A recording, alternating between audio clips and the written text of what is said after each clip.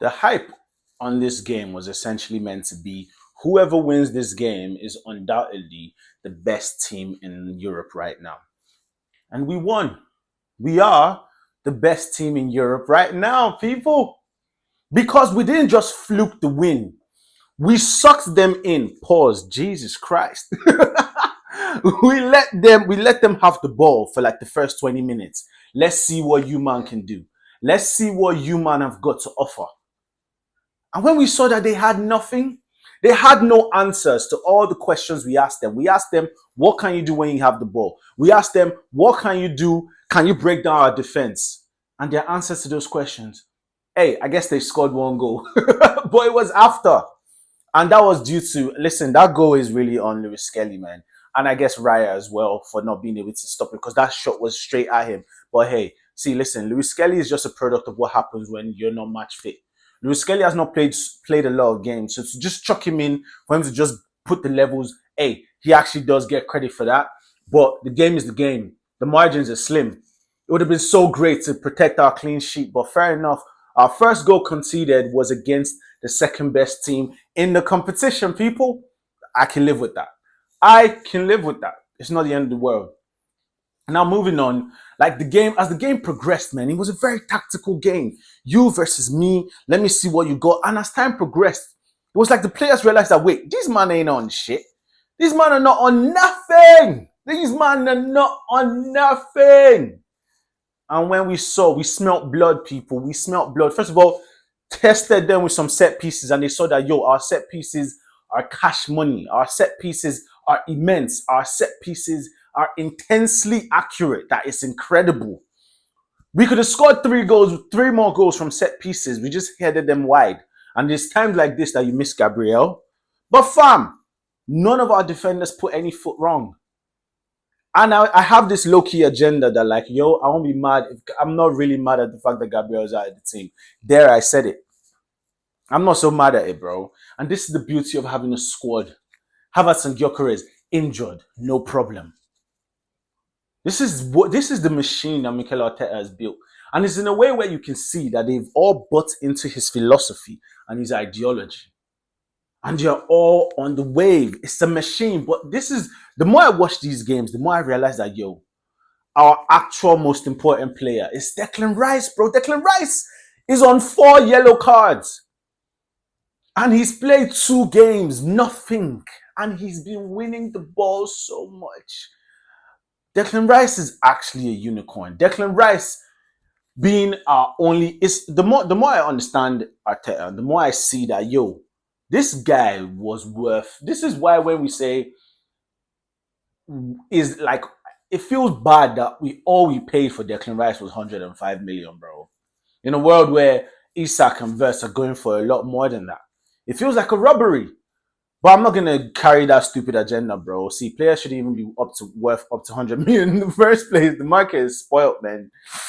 But yeah, Declan Rice is just so good. Declan Rice is a cheat code. Declan Rice just never does anything wrong. He just always does everything right. Whenever you see Declan Rice on the ball or with the ball, anything you can imagine that you want him to do, he's gonna do it and even do it better than you thought he could. Declan Rice ran the show today, man of the match by a mile, bro. Declan Rice seems to be the only player that cannot be replaced. Bro, Saka, no problem, G. Madueke getting his first goal. Lovely to see him. On the score sheet. Lovely to see him, up and running. More of that, please. And Martinelli understanding his role in this team. Martinelli is literally Mr. Champions League. Martinelli is literally Mr. Champions League. Just give him some space, man. Just give him some space. Just give him some space. Nah, it's really incredible. And Merino, man. Merino is actually so good as well. Merino is so good. And Eze, man. Eze is still popping up with the assist, man. With the GA people. The GA train just keeps on going, man. And about the Bayern players now. Let me actually talk about what I saw from the Bayern players. Yeah, I wasn't so impressed. Do you know why? It's being an Arsenal fan, yeah. It's so difficult to impress me because of the kind of high standards, yeah, that Arteta set. Chelsea, for example, impressed me last night. But now that the euphoria of Chelsea thrashed Barcelona has worn off, I can't not think about the fact that, bro, they ended up playing, I guess, the second half with 10 men, and that's when they were able to score their 2 goals. But to be fair, Chelsea impressed me with their physicality and with the fact that they did not let Barcelona get going at all. So they get some credit for that. That was a bit impressive. But today's games, all these games just show that, because I remember there was a time whenever you saw English teams versus Spanish teams versus German teams in the Champions League, you're just expecting some whitewashing. Like, you're just expecting the English teams to lose. But now the tide has turned. English teams are actually the top dogs in Europe right now. The Prem is actually the best team, best league in the world right now. And the Champions League shows it. I mean, I know, to be fair, the rest of the Champions, the rest, Liverpool, Liverpool are crumbling. They're crumbled, actually. Won't be surprised if Slot gets sacked. Chelsea and Liverpool, Spurs, all these, man, I know they're not off. Okay, you know what? It's literally just Arsenal. It's just Arsenal. The rest of these guys are just embarrassing. The rest of these guys are embarrassing because I don't know what position Chelsea are. I just knew that they drew to Karabag, and that's just embarrassing, bro. I don't want to see that. I can't rate you once you've done that, bro. Arsenal are the best team in Europe right now. We're the best team in the world right now, and there's no arguing it. The haters are gonna find and try and clutch our straws. When we scored our first goal from a corner, all these men were already chatting their set piece FC stupid shit. And then as soon as we now replied them with 2 sexy goals, what now, fam? What now, fam? What now? Olise hype. Heard someone talking about how Olise is better than Eze. How, bruv? How? When you watch them at Crystal Palace, Eze was the star man. The reason Olise went to Bayern Munich and Eze did is because Bayern Munich needed a right winger. That was just it. Not because Olise was a better talent than Eze. Nah, bruv. People just be chatting shit, just be saying stuff just because of your hate and your bias. Common sense just leaves the window. It just goes out the window. It just leaves the room. It just leaves the chat. Common sense just leaves the chat whenever rival fans are talking about Arsenal. And it's so irritating. And I've realized today was the perfect game to just show that the only way to get these men to stop chatting shit, because we're not going to get them to shut up, unless they shut themselves up by what they see, by what we display. When Saka played that right foot shot that was saved, by the way, I saw someone in Rand's comment was talking about how Saka thinks he's Esteval.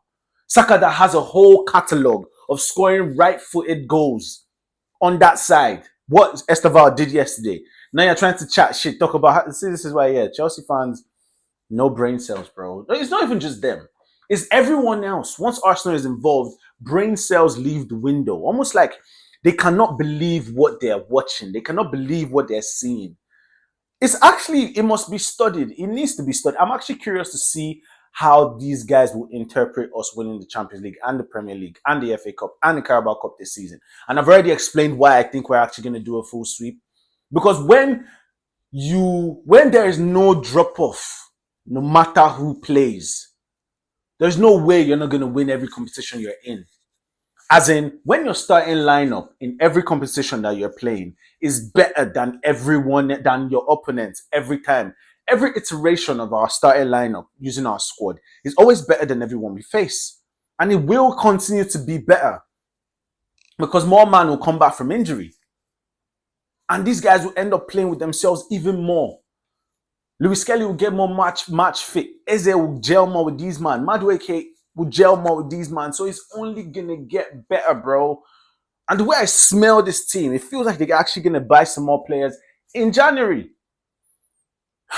Nah, it was just a beautiful game. But anyway, now to go see what the ups are talking about, people. Please like, comment, and subscribe. Let's see what Chelsea have to offer on Sunday because we will be there, people. Cheers.